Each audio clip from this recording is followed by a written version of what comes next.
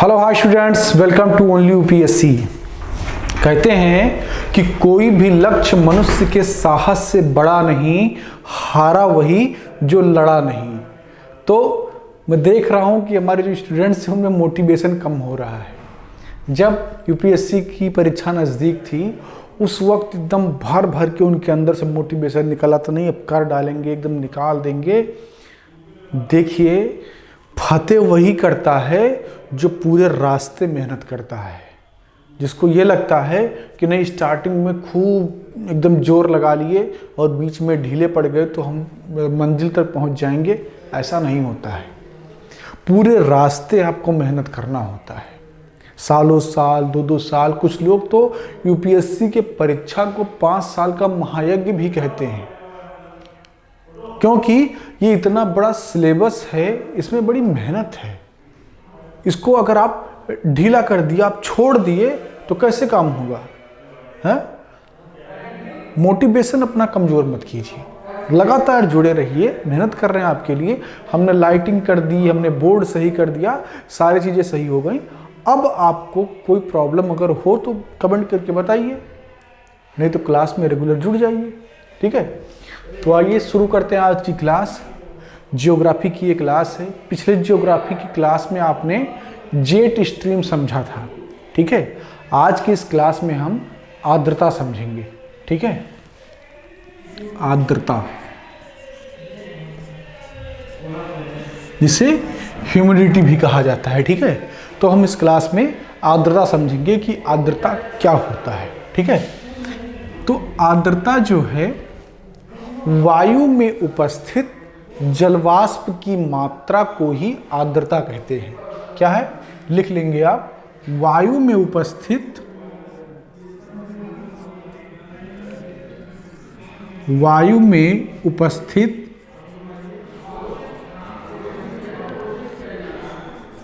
जलवाष्प की मात्रा को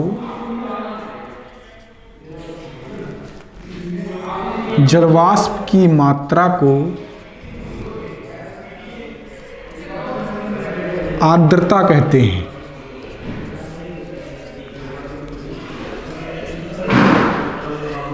ठीक है, वायु में उपस्थित जलवाष्प की मात्रा को आर्द्रता कहते हैं। ठीक है, तो जो वायु आपके आसपास चल रही है उसमें जो जलवाष्प है, जो वाटर वेपर है, उसी को आर्द्रता कहा जाता है। ठीक है, इसको मैं मिटा दे रहा हूं। अगर आपने नोट कर लिया है तो बहुत अच्छी बात है, और अगर नोट नहीं किया है तो वीडियो को पॉज कर दीजिए, थोड़ा सा पीछे कर लीजिए और लिख लीजिए। हम क्लास को आगे बढ़ाते हैं। आर्द्रता 3 प्रकार से इसे डिनोट कर सकते हैं आप। ठीक है, पहला है आपका निरपेक्ष आर्द्रता,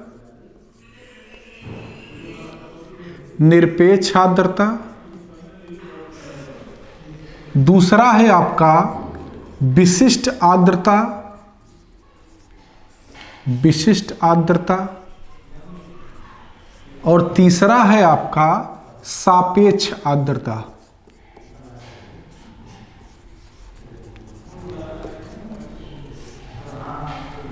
ठीक है ना? तो आर्द्रता को जब डिनोट करना है, ठीक है, तो उसके 3 वर्गीकरण हो सकते हैं: निरपेक्ष आर्द्रता, विशिष्ट आर्द्रता और सापेक्ष आर्द्रता। ठीक है ना? तो जो निरपेक्ष आर्द्रता है, यह किसी वायु का एकांक आयतन में जो उसमें आर्द्रता होती है, उससे क्या कहते हैं, जो जलवाष्प की मात्रा होती है, उसे निरपेक्ष आर्द्रता कहते हैं। जैसे ये मान लीजिए कोई आपका 3D फिगर है, क्योंकि आयतन, जब आप आयतन की बात करेंगे तो वहां पर आपको 3D फिगर ही लेना होगा। तो मान लीजिए किसी ये कोई एक बर्तन है मान लीजिए, और इसमें जितनी भी वायु भरी हुई है, इस वायु में जो वाटर वेपर का मात्रा है उसे ही निरपेक्ष आर्द्रता कहा जाता है। ठीक है, तो इसका जो इसको डिनोट करने का जो इसका मात्रक होता है वो ग्राम प्रति क्यूब होता है। ठीक है, ग्राम प्रति, या इस तरीके से इसको लिख सकते हैं, ग्राम प्रति घन होता है। ठीक है, यानी कि एकांक आयतन में जितना ग्राम जलवाष्प का मात्रा होता है वह निरपेक्ष आर्द्रता होता है। ठीक है ना। विशिष्ट आर्द्रता जो आपका है वो प्रति, जैसे अगर 100 ग्राम आपने अगर आपने 1 केजी ईयर लिया है, ठीक है, 1 केजी ईयर में अगर 100 ग्राम मात्रा जलवाष्प की है, ठीक है, 1 केजी ईयर में अगर 100 ग्राम मात्रा जलवाष्प की है तो तो इसकी विशिष्ट आर्द्रता क्या होगी? इसकी विशिष्ट आर्द्रता हो जाएगी 100 ग्राम बटा 1 किलोग्राम बराबर कितना हो जाएगा? 1000 ग्राम हो जाएगा। ठीक है, तो इसको जो है इससे डिवाइड करेंगे तो 1/10 बनेगा। ठीक है, और 1 ग्राम से ग्राम क्या होगा? कैंसिल हो जाएगा। ठीक है ना।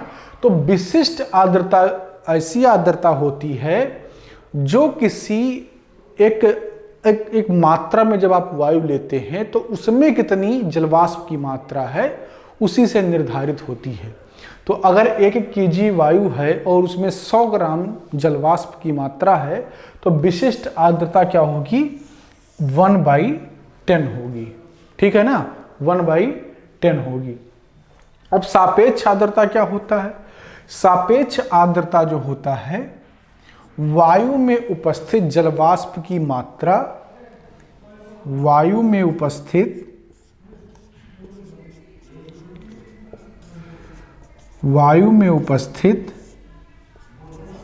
जलवाष्प की मात्रा,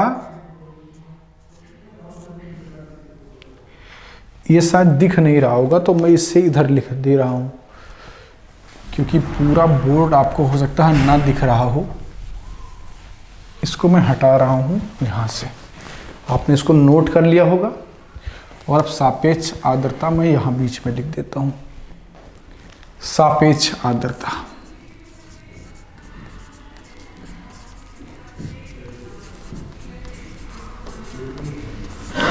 तो सापेक्ष आर्द्रता क्या होता है? वायु में उपस्थित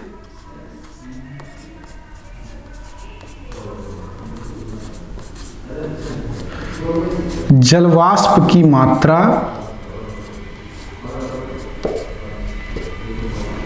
बटा, इसको भाग दें वायु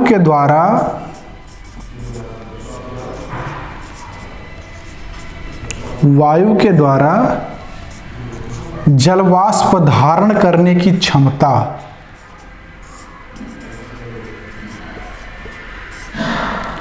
जलवाष्प धारण करने की क्षमता,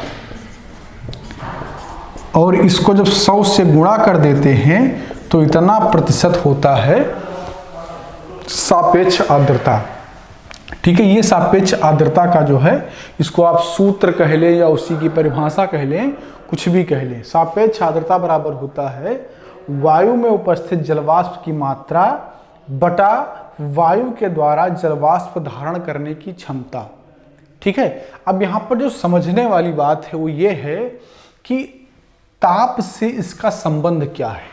क्योंकि जब आप जो है, सबसे पहली चीज तो ये कि जो आर्द्रता को व्यक्त किया जाता है वो सापेक्ष आर्द्रता में ही व्यक्त किया जाता है, क्योंकि सबसे सटीक होता है, सबसे सटीक यही होता है। ठीक है, तो वर्षण को समझने के लिए, चूंकि इसके आगे क्या होगा, इसी सापेक्ष आर्द्रता से ही आप संघनन को समझ पाएंगे, वर्षण को समझ पाएंगे, बादल के निर्माण को समझेंगे, ओस पाला इन सब में अंतर क्या है इसको आप समझ पाएंगे। तो जरूरी ये समझना है कि ये जो लिखा हुआ है इसका ताप से क्या संबंध है, यानी कि सापेक्ष आर्द्रता का ताप से क्या संबंध है। ठीक है ना।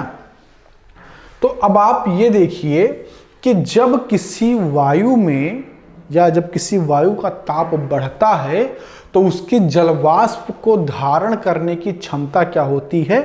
बढ़ती है। यानी कि अगर टेम्परेचर क्या होगा, बढ़ेगा, तो जल वाष्प के द्वारा जल धारण करने की जो क्षमता है वो क्या होगी, इंक्रीज होगी। ठीक है।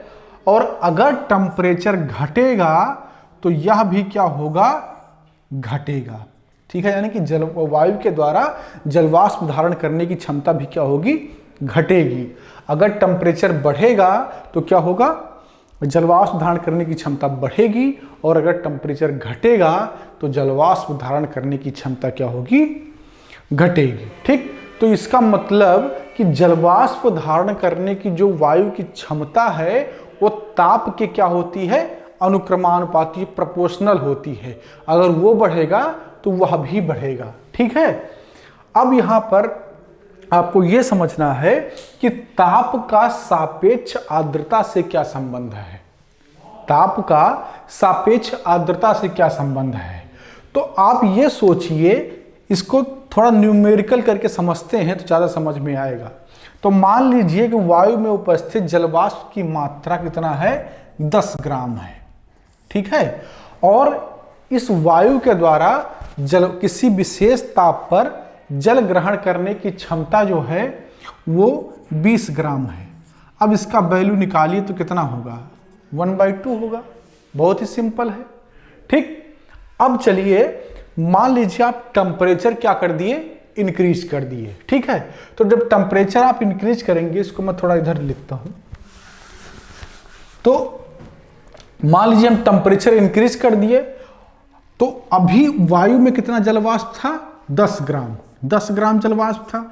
अब हम टेम्परेचर जैसे इंक्रीज किए, तो अभी मैंने आपको बताया कि जब टेम्परेचर बढ़ेगा तो वायु के द्वारा जलवाष्प धारण करने की क्षमता क्या होगी, इंक्रीज होगी, बढ़ेगी। तो मान लीजिए अब वायु के द्वारा जलवाष्प धारण करने की क्षमता कितनी हो गई, 50 ग्राम हो गई। अब इसका वैल्यू कितना है कि सापेक्ष आर्द्रता का वैल्यू कितना होगा, 1/5 होगा। अब यहां से आप एक चीज बताइए, 1/2 बड़ा है कि 1/5 बड़ा है। ऑब्वियस सी बात है कि 1/2 बड़ा होगा। ठीक है ना। तो ताप के बढ़ने पर सापेक्ष आर्द्रता का मान घटेगा, यानी कि इसका उल्टा संबंध होता है। तो निष्कर्ष यहां पर क्या निकला आपका, ताप के बढ़ने पर, तापमान के बढ़ने पर सापेक्ष आर्द्रता क्या होगा आपका, सापेक्ष आर्द्रता क्या होगा, घटेगा। ठीक है ना। समझ गए ना इसके न्यूमेरिकल फॉर्म में। आपने पहले देखा था कि हमने 10 ग्राम लिया था, ईयर में कितनी आर्द्रता है उसको हमने 10 ग्राम ले लिया था। ठीक है। और शुरुआत में जब उसका टेम्परेचर, एक मानक टेम्परेचर पर वो 20 ग्राम था, तो उसका मान निकल करके, यानी कि सापेक्ष आर्द्रता का मान 1/2 था। ठीक है। अभी हम परसेंटेज की बात नहीं कर रहे हैं, हम नॉर्मली आपको समझा रहे हैं। और जब हमने टेम्परेचर को बढ़ाया तो मान लीजिए कि उसके धारण करने की क्षमता 50 ग्राम हो गई। ठीक है ना। तो 1/5 हो गया। इसका मतलब कि सापेक्ष आर्द्रता क्या हुआ, घटा। तो टेम्परेचर के बढ़ने पर सापेक्ष आर्द्रता का मान घटता है। अब यहां पर एक मजेदार चीज समझिए, वायु में उपस्थित जलवाष्प की मात्रा और वायु के द्वारा जलवाष्प धारण करने की क्षमता जो है, अगर ये दोनों मान बराबर हो जाए, ठीक है ना। मान लीजिए कि वायु में उपस्थित जलवाष्प की मात्रा 100 ग्राम है और इसके धारण करने की क्षमता जो है, ठीक है, वह भी 100 ग्राम हो जाए, तो क्या होगा, इसका मान कट के 1 हो जाएगा। तो सापेक्ष आर्द्रता कितनी हो जाएगी, 100%, यानी कि 100 हो जाएगी। ठीक है। अभी इससे कॉन्सेप्ट निकलेगा। तो सापेक्ष आर्द्रता बराबर ये होता है गुणे 100, यानी कि इतना प्रतिशत होता है। अगर इन दोनों का मान बराबर हो जाए, और इन दोनों का मान बराबर होने के लिए तापमान का क्या होगा, घटना आवश्यक होगा। ठीक है। तापमान का क्या होगा, घटना आवश्यक होगा, क्योंकि जब तापमान घटेगा तो क्या होगा, यह भी घटेगा, और ये दोनों क्या होंगे, जब बराबर स्थिति में आएंगे तो ये 100% हो जाएगा। ठीक है। तो जब किसी तापमान पर सापेक्ष आर्द्रता 100% हो जाती है, जब किसी तापमान पर सापेक्ष आर्द्रता का मान 100% हो जाता है तो उस ताप को ओसांक कहते हैं। क्या कहते हैं? ओसांक कहते हैं, ड्यू पॉइंट इसको इंग्लिश में कहते हैं। ठीक है, यानी कि जिस ताप पर सापेक्ष आर्द्रता का मान 100% हो जाता है उसे ड्यू पॉइंट कहते हैं। ठीक है ना। अब जब तापमान इस ड्यू पॉइंट से नीचे जाने लगता है तब संघनन की क्रिया जो है क्या है, प्रारंभ होती है। तब संघनन की क्रिया प्रारंभ होती है। ठीक है, यानी कि ओसांक क्या है, एक ऐसा बिंदु जब ताप इतना गिरा कि ये दोनों बराबर हो गए और सापेक्ष आर्द्रता 100 हो गई। लेकिन जब तापमान उससे भी ज्यादा गिरता है तो संघनन की क्रिया यानी कंडेंसन की क्रिया प्रारंभ होती है। और जब कंडेंसन जो है, संघनन की क्रिया 0 डिग्री सेंटीग्रेड से ऊपर होती है तो ओस और बादल का निर्माण होता है। लेकिन जब 0 डिग्री सेंटीग्रेड से नीचे कई बार होती है तो बर्फ के ओलों का निर्माण होता है। ठीक है ना। तो आर्द्रता का संबंध किस प्रकार वर्षण से है ये अब आप समझ गए होंगे। ठीक है ना, ये आप समझ गए होंगे। तो अगली क्लास में हम वर्षण पर ही चर्चा करेंगे। ठीक है, वर्षण बहुत महत्वपूर्ण है, वर्षण से खूब सवाल आते हैं। वर्षण कितने प्रकार के होते हैं, बादल क्या है, बादल कितने प्रकार के होते हैं, आसमान में आपको कई तरह के बादल दिखाई देते हैं, वो सब क्या है वो आपको अगले क्लास में समझ में आएगा। इस क्लास में इतना ही। क्लास को लाइक कीजिए, शेयर कीजिए, अपनी राय कमेंट बॉक्स में जरूर दीजिए। कुछ भी समझ में ना आया हो तो पूछ लीजिए कमेंट में जा करके, उसका जवाब मिल जाएगा आपको लाइव क्लास के माध्यम से, या मैं अगर कमेंट देखूंगा तो अगली क्लास में आपको उसका जवाब दे दूंगा। ठीक है, बाकी आप लाइक जरूर किया करिए, शेयर कर दिया कीजिए ताकि अन्य लोगों का भी फायदा हो। मिलते हैं अगली क्लास में, बात करेंगे बादल पर, बादल क्या होते हैं, कितने प्रकार के होते हैं, और उसके बाद में वर्षण पर बात करेंगे। धन्यवाद। बहुत जल्द आ रही है ओनली न्यूज ग्रुप की news magazine the news ocean, जहां आपको मिलेगी हर खबर सच की तह पर।